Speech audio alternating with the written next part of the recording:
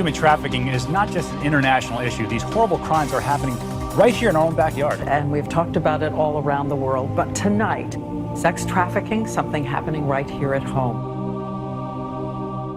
Human trafficking is a relatively new phenomenon, even though slavery is as old as the ages. Human trafficking is the fastest growing illegal business in the world. Human trafficking is extremely profitable. It's so profitable that we're seeing some drug traffickers get out of drug trafficking and into human trafficking. And that's where people get confused about this is her choice, because he asked me to leave and I really did not. At 12 years old, I had nowhere to go. I thought I was gonna die. I thought he would kill me, and I didn't care. That was the really sad thing. I really didn't care because I didn't think anybody cared about me. At that point in my life, I had been in and out of juvenile hall, in and out of group homes. I did not think anybody loved me anymore.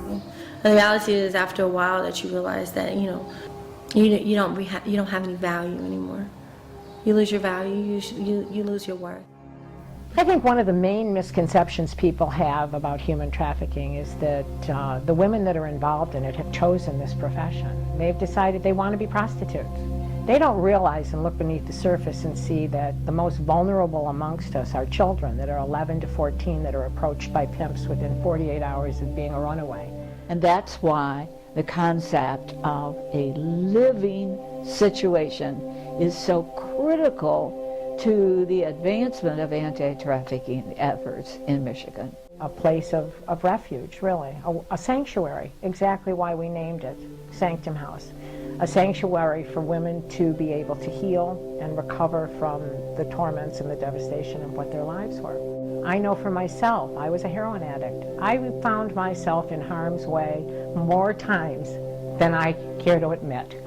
And the reality is, now that I've delved into this industry and I know what it is, there wasn't a moment in time that I could not have woken up chained to a radiator someplace. Now that's real. And I'm somebody's mother, and I'm somebody's grandmother, and I'm somebody's child. There are women that I can help, and I know that. And there's a population out there that needs people, not just me. I can't do this by myself. I need people to support me. And I need people to be the wind beneath my wings. That's really what I need. And that's what I'm asking for. This house is incredibly important, not only because it's a real strong first, but it also is that it could be achieved with an awful lot of help from an awful lot of folks.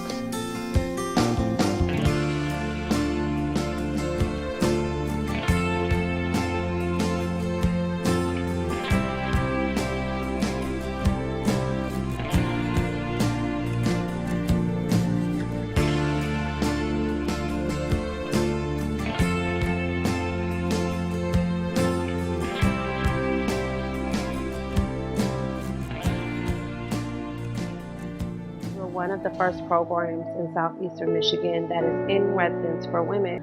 So Sanctum House remaining open is vital because we need to continue to be a place of refuge where women can come and get their independence back, get their power back, take their lives back, and go on to live the lives that they've dreamed and imagined for themselves.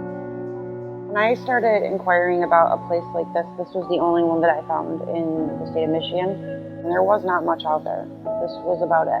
A lot of people don't know about human trafficking, so they're not equipped to deal with it. And everything about this place is equipped for that. They teach you how to build your life over again. There are not a lot of houses out there that are as equipped and qualified and full of the kind of love that we have. I know who we are, and I know the women that we serve.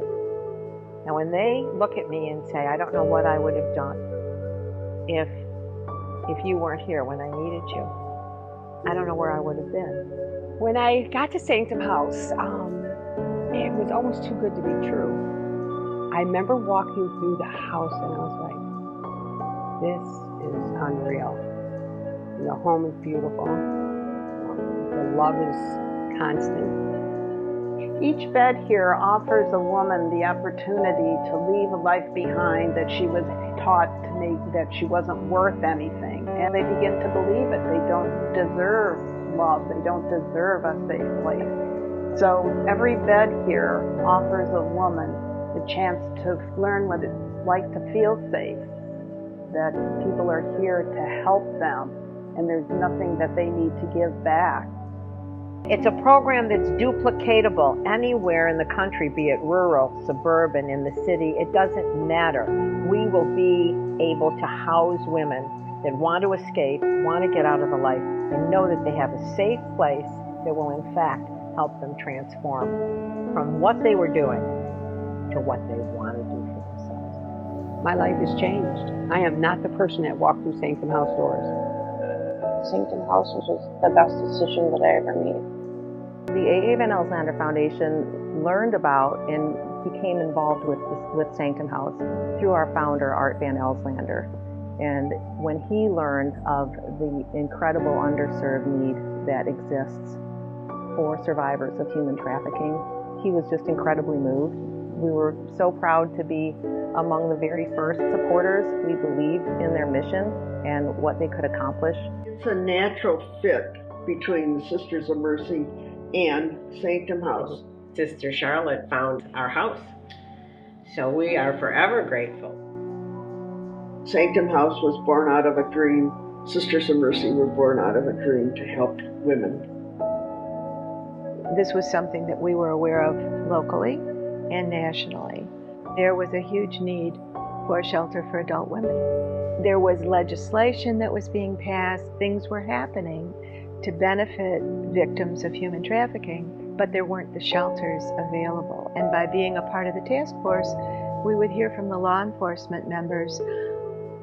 We went, we did the bust, we had nowhere to take the victims. What Edie was doing, it was clear, it was so important. It had to be done, and it did. My dream for the women that come through Sanctum House is that they will be able to have healthy lives that they're happy with. They're able to see how much they're worth, because we see it every day. For them to know how important they are, because they're just as important as anybody else. Well, fast forward to when our first group of women graduate. It will be a remarkable day for them and for us. We'll have helped them find permanent housing. They'll be employed. They'll be financially self-sufficient. They'll own themselves. They'll own their lives.